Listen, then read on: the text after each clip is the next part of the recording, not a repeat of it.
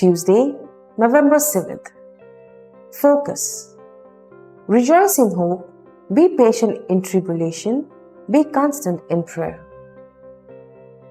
Today's first reading contains a set of instructions as to how Christians ought to live and relate to one another. Being respectful, forgiving, caring.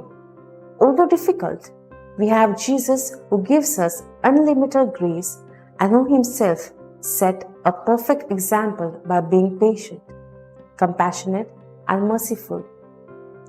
Today's gospel illustrates God's mercy. Though many people were invited to the feast, most declined.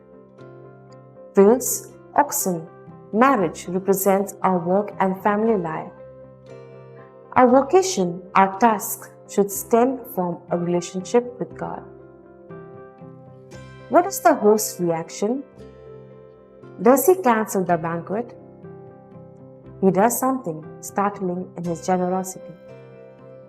He now invites the marginalized, the outcast, and the poor.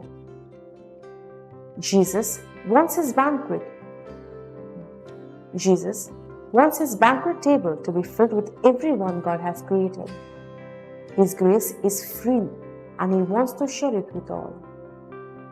Today, Jesus invites each one of us to dine with him in the Eucharistic, our prayers, or even as we go about our daily tasks.